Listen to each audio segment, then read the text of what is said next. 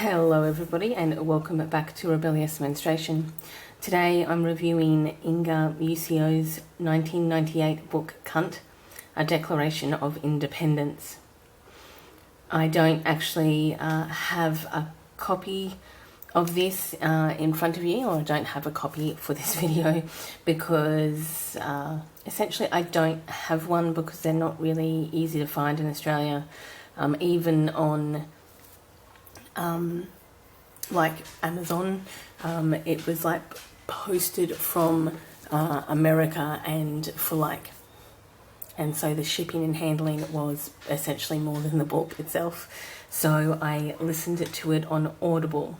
Women's or feminist books in Australia are actually replaced with diet and keto books and why you should lose weight books in the women's section. So that's kind of where we're at here. Muscio intentionally uses cunt as a reclamation of the word, from an insult to a glorious form of function.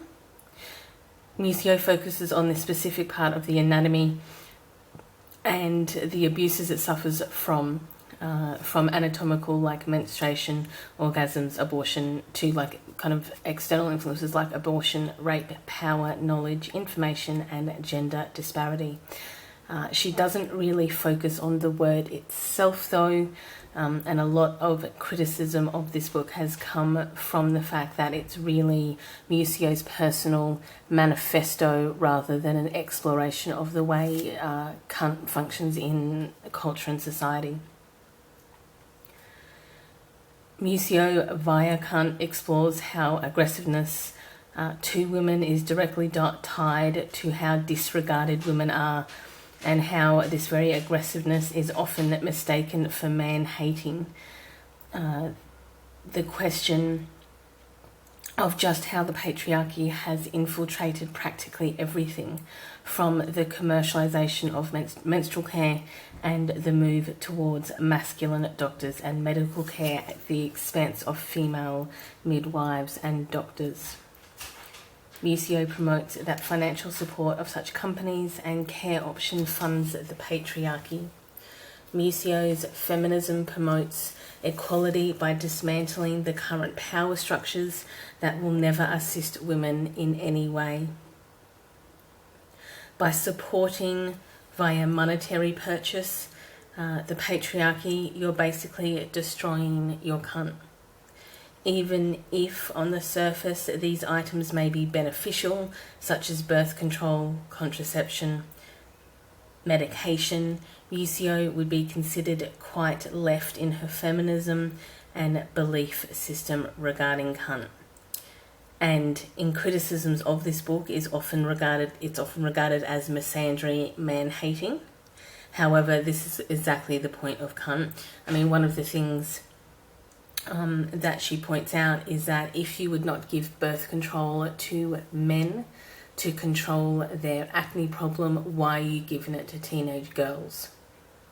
If you are appalled at the idea of giving birth control to your sons to assist with their acne, why are you then giving it to your daughters for that problem? Because essentially you're valuing their beauty, overvaluing their intellect, and with your son, you are valuing him as a person, overvaluing how he looks, and the messages are quite clear on that. She points out that no matter what, if you're not the pitch-perfect wife, mother, whore, daughter, you will be discredited, and more often than not by women who have a vested interest in maintaining the system as it currently sits. So any woman who has gained any type of influence or power has essentially had to give up her femininity and feminist leanings to essentially work within a male patriarchal society. In many ways, I agreed with the premises of her arguments and of many of the issues raised, such as female empowerment, body acceptance. Women need to stop attacking each other and supporting each other instead, including all of our separate choices. But the language and tone of this book is inflammatory and vitriolic. While raging against the patriarchy is exceptionally important for everybody involved, and this obviously often resonates more particularly with women, but Cunt is an extreme version of this and actually obfuscates and distracts from the very valid points that Muscio is trying to make.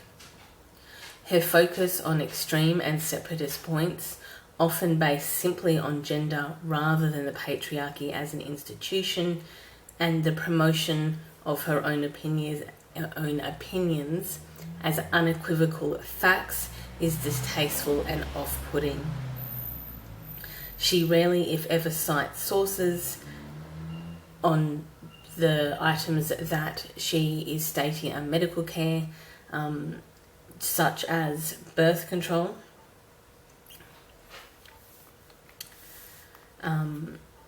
and abortion. So she doesn't use any studies or medical evidence to back these up, even though these studies showing how damaging birth control is do actually exist, and she could have used this to highlight the fact that birth control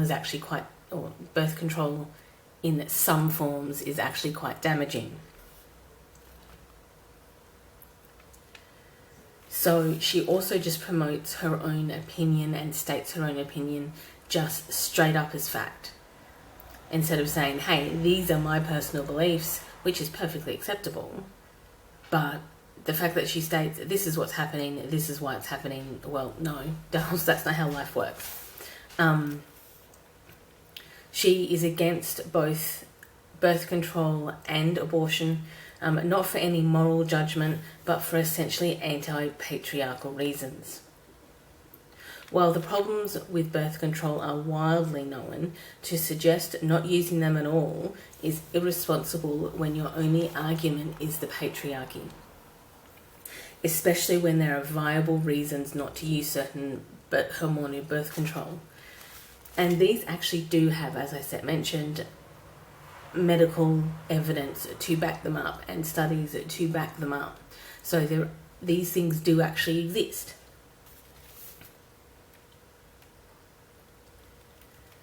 The separation of the world into a gender binary by Muscio, and then the positive being attached to the women and the negative being attached to the patriarchy, irrelevant of attitude, opinion or action, is massively problematic.